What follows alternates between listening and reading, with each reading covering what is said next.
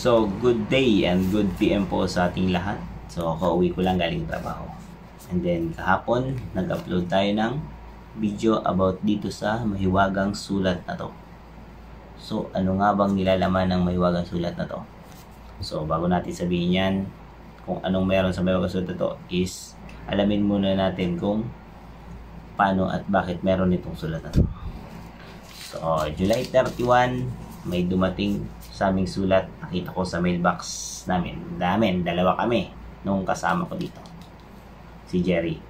And then ngayon, kinuha ko yung sulat. Pagpasok ko dito sa bahay, inihagis ko lang siya sa higaan ni Jerry itong dalawang sulat.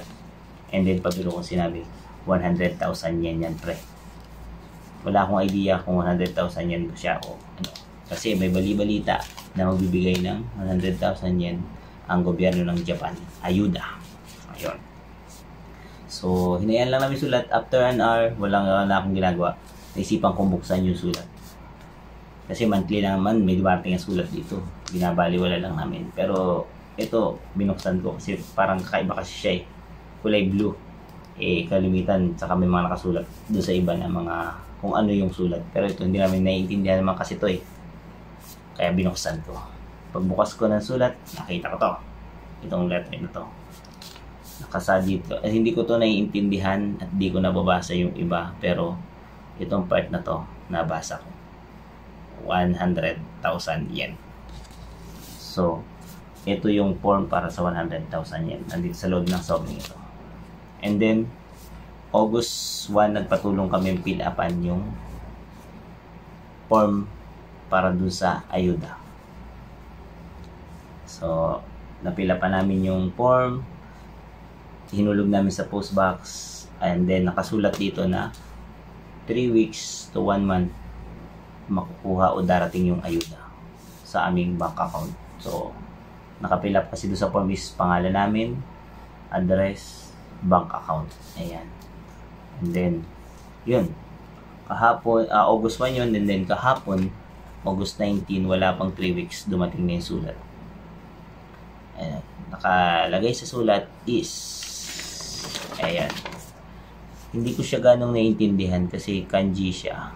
Pero, transfer ko siya. At parang ang pasabi dito is, successful yung pag-transfer ng fund sa account ko, which is 100,000 yen. 100,000 yen o 10 lapan.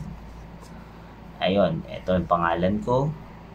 Bank account ko and then pangalan ko. And then, sinend siya nung August 16, 2024, Friday.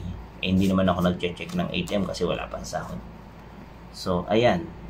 And then, kanina, i-check ko siya sa ATM ko kung meron na siya. Nandun na, yung 100,000 yen. So, ayan. Maraming salamat po sa gobyerno ng Japan. Nakatanggap at naka-experience ako magkaroon ng ayuda.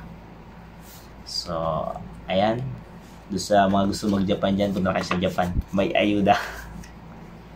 Noong nakaraan kasi is 70,000 yen. Hindi kami nabigyan. Kasi tinanong ko kung bakit. Kasi yung nauna sa amin ng 1 week nabigyan kami is hindi. Eh, ang sabi sa akin is ang cut off daw kasi is December 1. December 5 naman kami dumating.